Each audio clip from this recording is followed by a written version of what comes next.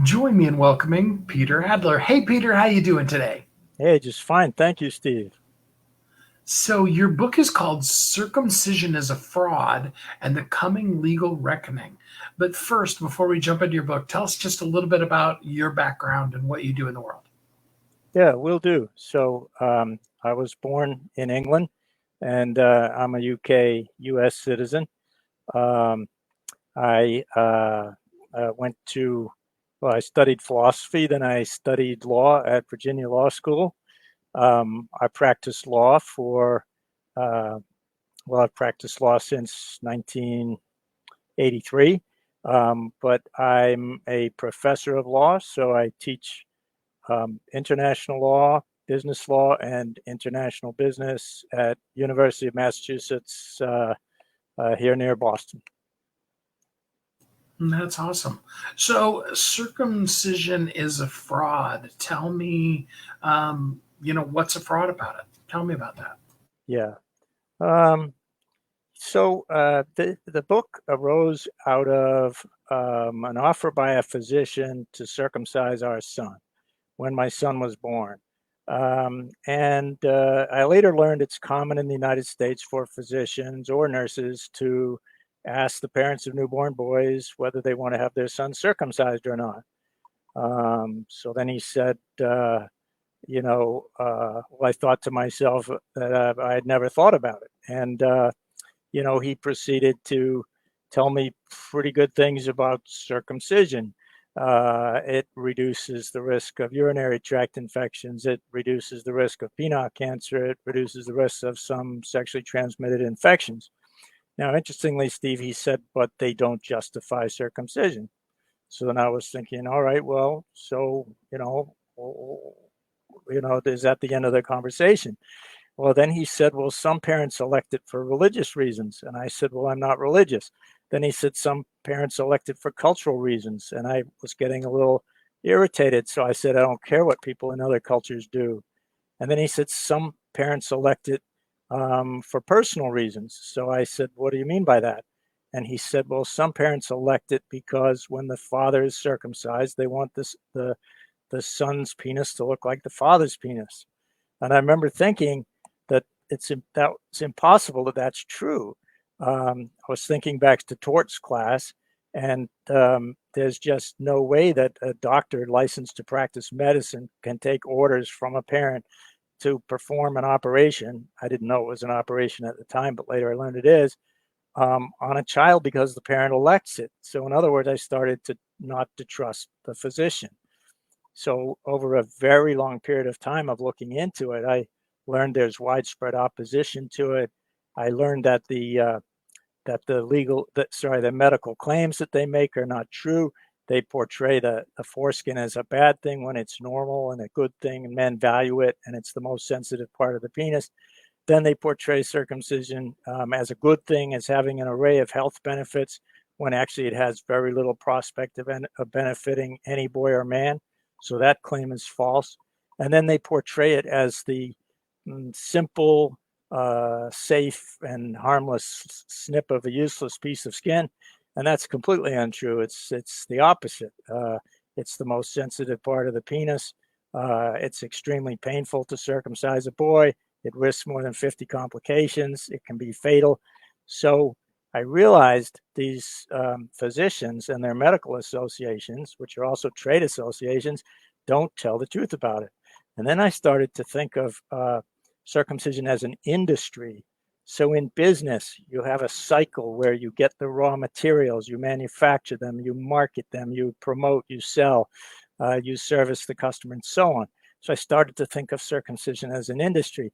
And I realized that from start to finish, the objective of the American medical profession is get parents to say yes.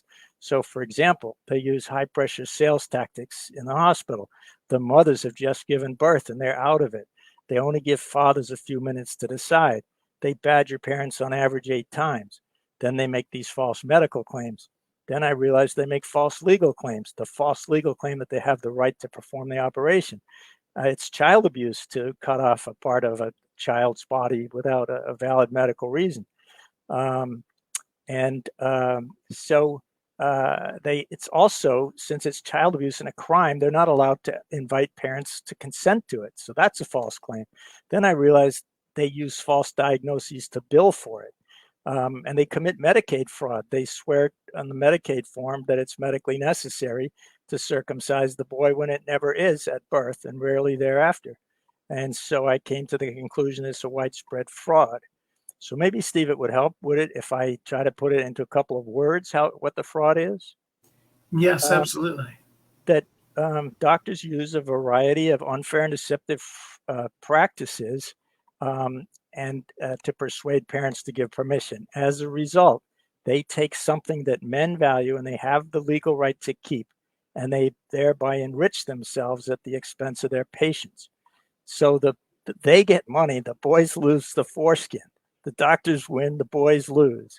And they take something that the boys have a right to keep by deceiving the parents and thereby the sons.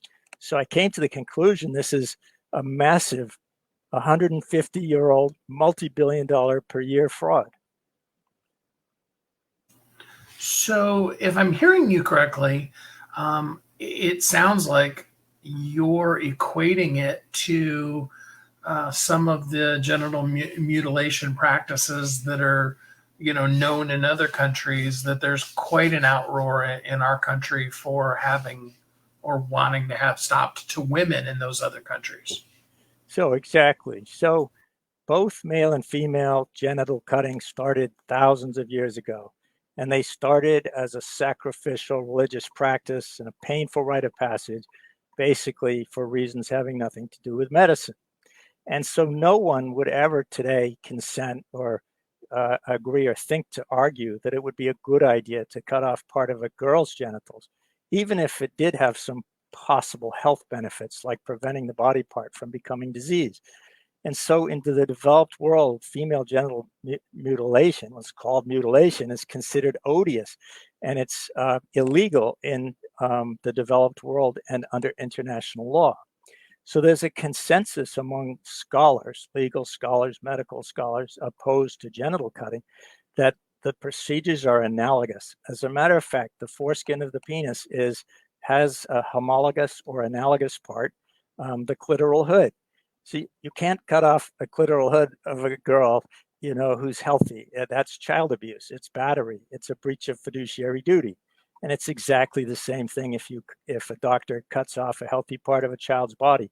So a big point of the book is that it will never be possible to justify male genital cutting any more than it would be possible to justify female genital cutting. And therefore, it violates boys' rights and it gives them the right to sue under numerous provisions of law. So you talk about the coming legal reckoning. What is the coming legal reckoning? Yeah. So in Europe, courts have already addressed this question. Is it lawful to circumcise a healthy boy? And there was a landmark decision in Germany in 2012. And what the court held was that it is a crime, criminal assault, to circumcise a boy for religious reasons. And the court reasoned that it's harmful, it's irreversible. It reasoned that it violates the boy's right to bodily integrity and self-determination. And it further reasoned that boys' rights supersede their parents' rights. In other words, there's no religious right to have one's son circumcised. So in my book, I talk about maybe 7 other European cases, and they've all come to the same conclusion.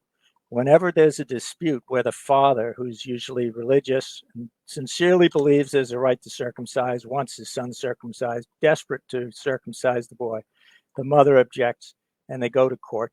And the courts have ruled in every case, about 8 cases, I'd have to add them up, but they're in my book, that the father doesn't have the right to have the boy circumcised, that rather the courts say that the parents have to leave the child alone until they reach the age of majority. When they reach the age of majority, they can do whatever they want. So what I'm saying, the coming legal reckoning, is I'm saying lawsuits are coming to the United States, and they're already here.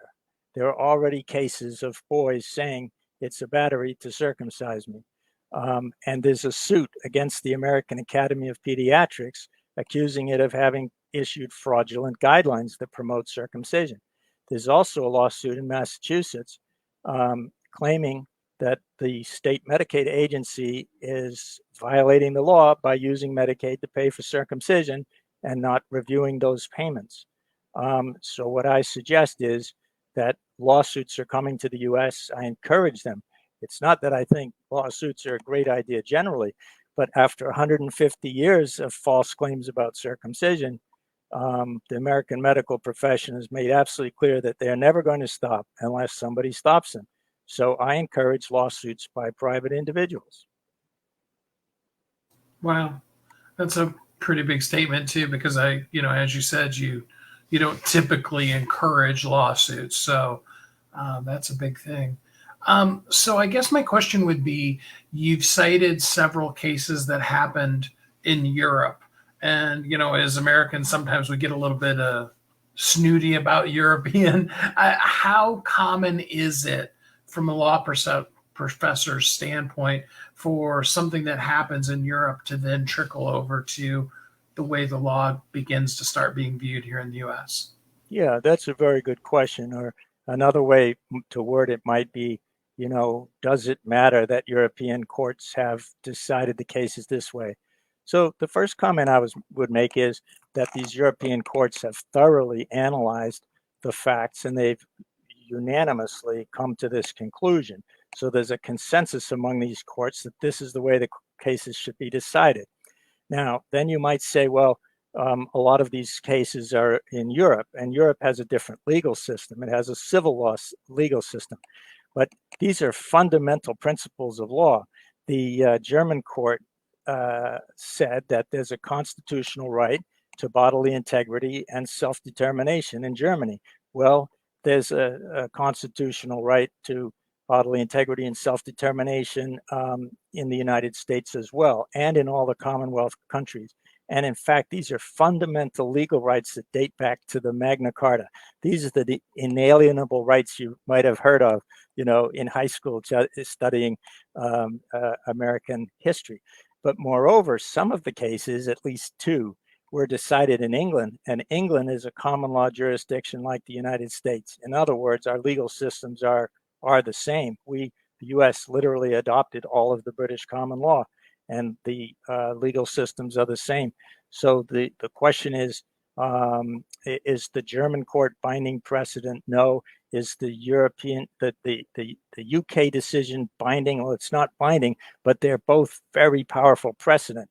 And, my book argues that the European courts and the UK courts have decided this correctly. And so it may take a while for US courts to come around, because there's a lot of bias in the US in favor of circumcision. And there's a tendency to believe whatever doctors tell people. And what I'm saying in this book is, in my view, you cannot trust anything that physicians who circumcise say, or their medical associations, which are also trade associations, which are desperate to defend circumcision as a multi-billion-dollar industry. In other words, I'm saying the doctors are in it for the money. The practice is indefensible. They'll never be able to defend it. And one day, hopefully soon, US courts are going to rule that way. So, what can the average person that's listening to this do, besides, of course, being mindful of it? Should they have a male child, what else can they do? Yeah, well, number one, you just mentioned, if a parent is about to have a boy they're expecting, there's widespread opposition to circumcision. I mean, I would counsel, just say no. I mean, if you change your mind later, you could always bring the child back. The fact is, it isn't going to happen. So number one would be just say no. Second, there's increasing opposition. Some people take to the streets. There's a group of people who protest, the bloodstained men, and they also include women. You could protest. You could try to tell relatives and friends, hey, this isn't what we thought it was. It's not a good thing. Don't have your son circumcised. Spread the word. Don't let other people have their sons circumcised. So another thing that could be done is to contribute money.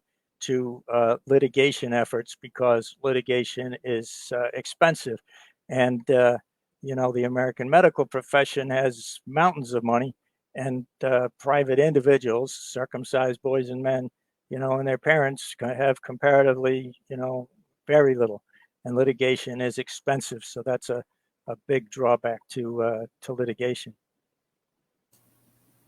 And the book is called Circumcision is a Fraud and the Coming Legal Reckoning. I am going to put in the link for people who didn't see it in the post so that you can also get the book. It is available today for free on Amazon. And then, of course, it'll continue to be available. It's doing really well already. Peter, thank you so much for spending some time with us here on the show today. Thank you so much, Steve, for having me on your show.